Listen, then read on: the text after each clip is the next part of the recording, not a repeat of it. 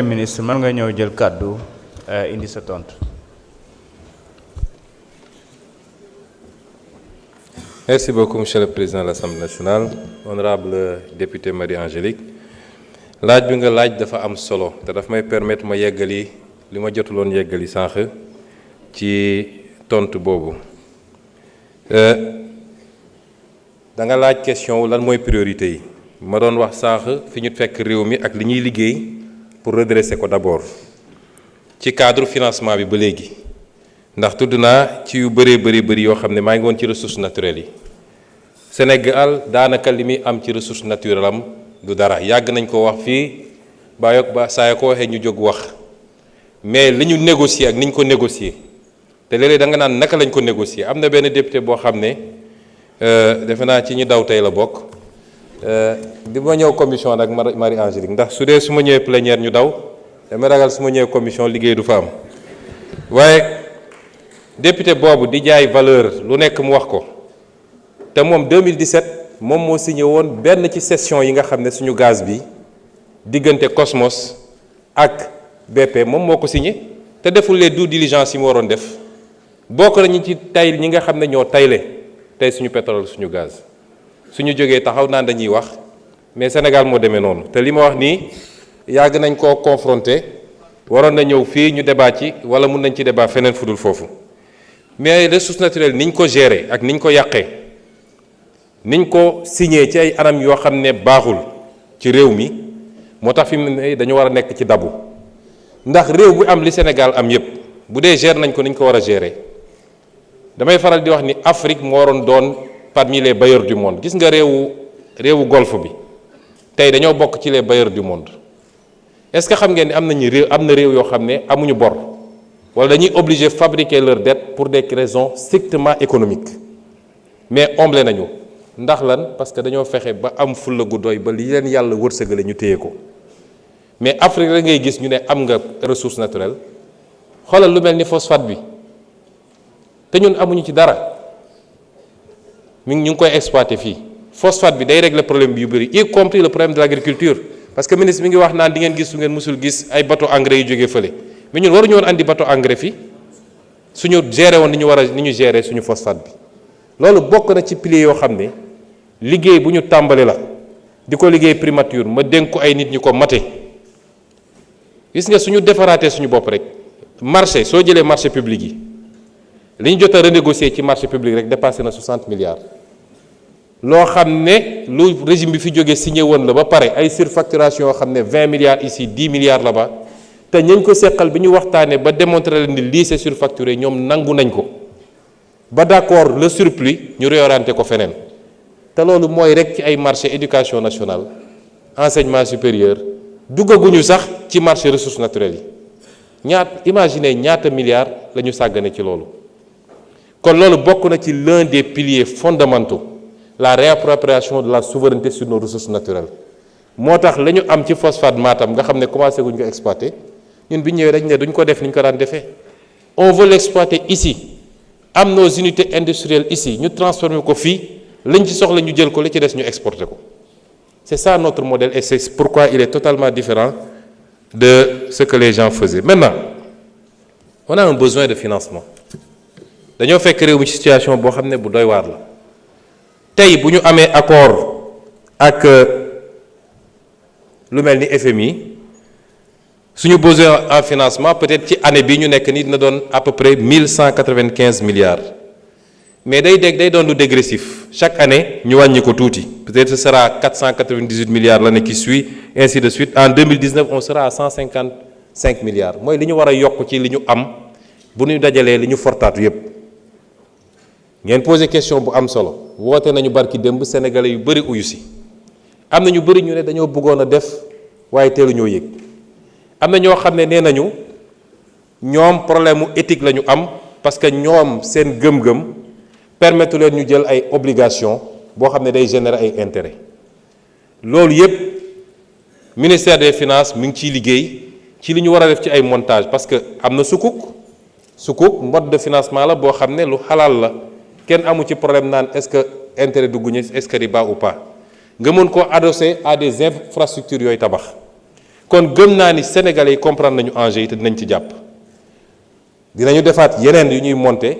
parce que dama wax léegi souveraineté dafa am solo moom sa bopp mais day fekk nga mën ko te ci ñun la war a jóge loolu beneen pilier la boo xam ne bu am solo la buñ ci liggéey te di féliciter tous les sénégalais ci li ñu taxaw ne dañuy taxaw seen wetu état parce que ñoo ko moom su ñu defee effort sur 2 ans ñu def effort on stabilise les choses jël un nouveau départ daal di tirer les leçons des erreurs passées mooy yàkkamti ak bëgg lu fees bëtu nit ñi ba tax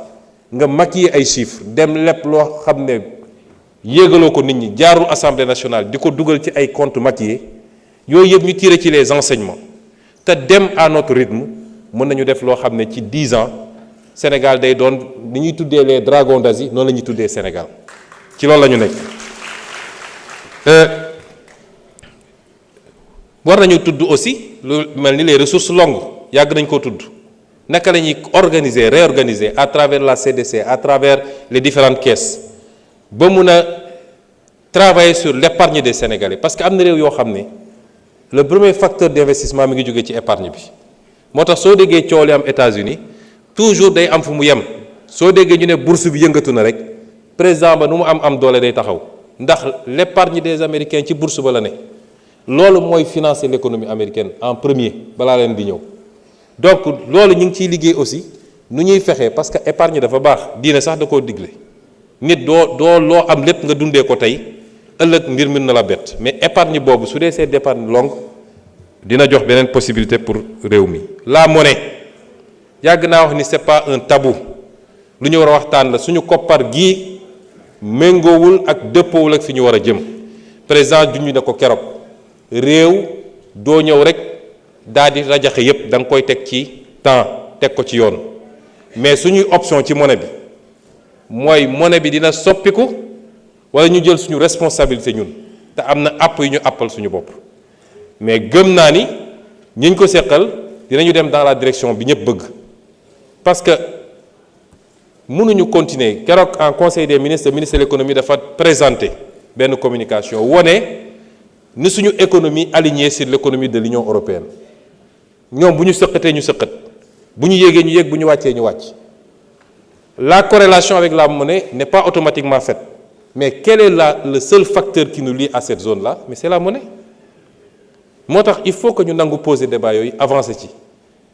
mais lu technique la lu sérieux la am na lu ñu teg loo xam ne ñu ngi ciy liggéey du fii laa koy développer yépp pour vous dire que tous les leviers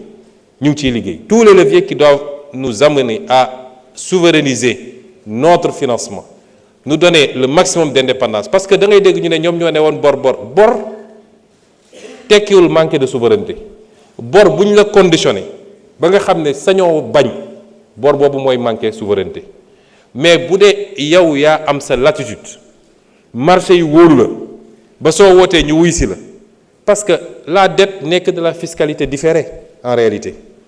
nga teg ko ci temps teg ko ci anam boo xam ne dette bu soutenable la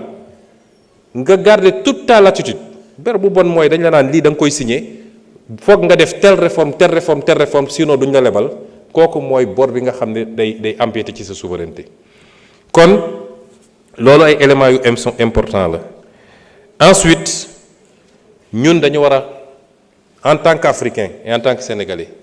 dañoo nekk ci àdduna bi dafa les options stratégiques dañu nekk ci àdduna boo xam ne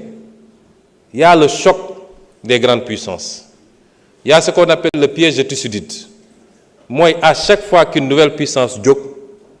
beneen puissance bi fi newoon ni muy réagir par rapport ak puissance boobu études yi def mooy ci 16 cas yi ñu étudier dans l'histoire de l'humanité les 12 dafa mujjee ci guerre fi mu ne nii amagul te ñu ngi ñaan yàlla bu mu am waaye guerre économique déclenché na ñun les petits pays comme le Sénégal ban stratégie dañu war a am pour capter les dividendes de cette guerre économique qui se déclenche parce que am nañu toutes les options et tout le potentiel qu'il faut l'Afrique doit être le prochain moteur de l'économie mondiale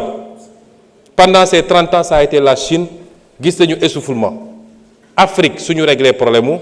évidemment la stabilité dans les pays la sécurité l'instabilité politique qu'il y ait un minimum de consensus entre nous. Et c'est pourquoi j'en appelle à l'opposition, parce que fii y a pas matière à opposer. Fii amul lu ñu fi opposé fi ñu fekk réew mi def xayma bi ne Sénégalais lii moo fi nekk gisuma ku ci war a opposé bi da ngay gis koo xam ne sax même su ciy wax sax oui li fi xew c'est grave et cetera mais ñoom waruñu woon non nous allons dans le sens bi réew mu sa defaru yoon bii la jël kon loolu amul lu ñu ciy opposé wu. Les actes qu'on pose pour la bonne gouvernance. Dans les prochains jours, on soumettra ici à l'Assemblée un certain nombre de projets de loi yoo xam ne presque pare na. Le projet de loi